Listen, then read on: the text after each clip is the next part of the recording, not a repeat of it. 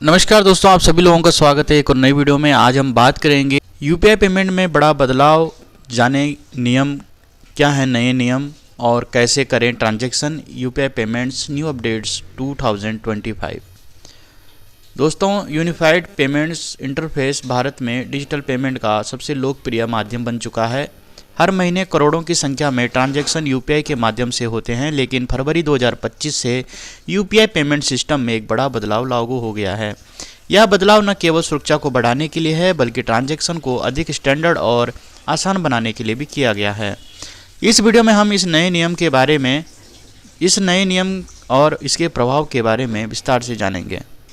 National payments corporation of India NPCI ने घोषणा की है कि 1 फरवरी 2025 से सभी यूपीआई ट्रांजैक्शन आईडी केवल अल्फा न्यूमेरिक होनी चाहिए। इसका मतलब है कि अब यूपीआई ट्रांजैक्शन आईडी में विशेष अक्षर जैसे #@ आदि का उपयोग नहीं किया जा सकेगा।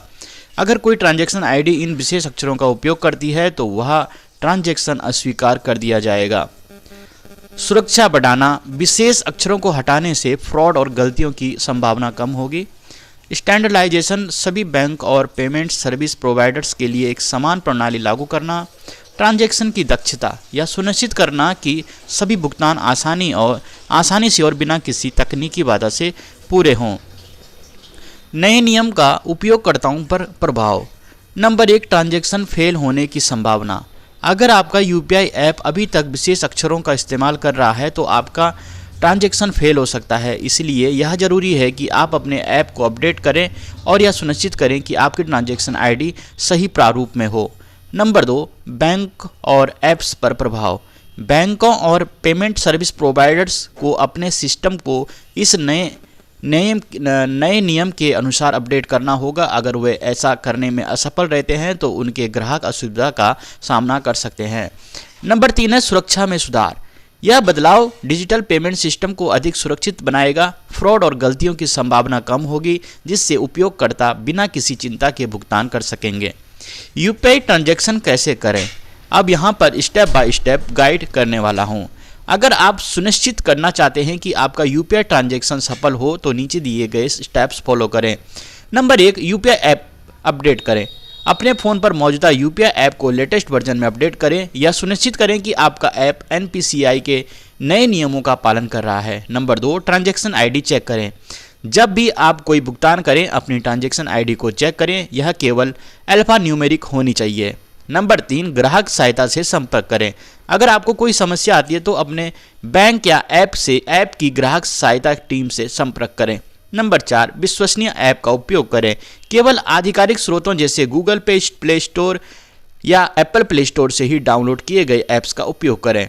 एनपीसीआई के इस निर्णय के पीछे कारण। एनपीसीआई ने मार्च 2024 में ही सभी बैंकों और पेमेंट प्रोवाइडर्स को सलाह दी थी केवल अल्फा न्यूमेरिक ट्रांजैक्शन आईडी का उपयोग करें, लेकिन कुछ संस्थानों ने इसका पालन नहीं किया। इसके चलते एनपीसीआई ने फरवरी 2025 से इसे सख्ती से लागू करने का निर्णय लिया। इस निर्णय के मुख्य कारण। दिसंबर 2024 में यूपीआई ने रिकॉर्ड 16.93 बिलियन ट्रांजैक्शन दर्ज किए। इतनी बड़ी संख्या में ट्रांजैक्शन को मैनेज करने के लिए एक स्टैंडर्ड सिस्टम जरूरी था। विशेष अक्षरों की वजह से कई बार तकनीकी समस्याएं होती थी, जिन्हें अब खत्म किया जा सकेगा। यूपीआई पेमेंट सिस्टम वर्तमान में क्या स्थिति है वो देख लेते हैं। यूपीआई भारत में डिजिटल पेमेंट का सबसे बड़ा माध्यम बन चुका है। दिसंबर 2024 तक कुल ट्रांजैक्शन अगर हम यहाँ पर लेके चलें तो 16.73 बिलियन, कुल मूल्य 23.24 लाख करोड़। अन्य देशों में उपलब्धता यूएई, सिंगापुर, भूटान, नेपाल आदि। इस बदलाव के फायदे क्या होंगे उपयोगकर्ताओं के लिए? अधिक सुरक्षित लेन देन, फ्रॉड की संभावना कम होगी, आसान और तेज भुगतान की प्रक्रिया होगी।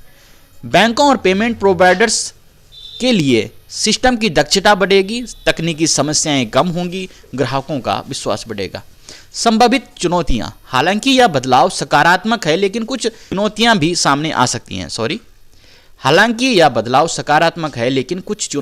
सामने आ सकती हैं। नंबर 1, सभी ऐप्स का समय पर अपडेट ना होना। अगर कोई ऐप समय पर अपडेट नहीं करता है तो उसके उसके उपयोगकर्ताओं को परेशानी हो सकती है। नंबर 2, ग्रामीण क्षेत्रों में जागरूकता की कमी। ग्रामीण इलाकों में लोग इस बदलाव के बारे में अनजान हो सकते हैं। नंबर 3, तकनीकी समस्याएं। शुरुआती दिनों में कुछ तकनीकी समस्याएं हो सकती हैं। दोस्तों, अगर इस वीडियो का निष्कर्ष निकालें तो यूपीआई पेमेंट सिस्टम में यह नया बदलाव डिजिटल भुगतान को अधिक सुरक्षित और मानकीकृत बनाने की दिशा में एक बड़ा कदम है। हालांकि शुरुआत में कुछ चुनौतियां आ सकती हैं, लेकिन लंबे समय में यह निर्णय सभी के लिए फायदेमंद होगा। डिस्क्लेमर, यह वीडियो का यह लेख एनपीसीआई द्वारा जारी किए गए आधिकारिक निर्देशों पर आधारित है।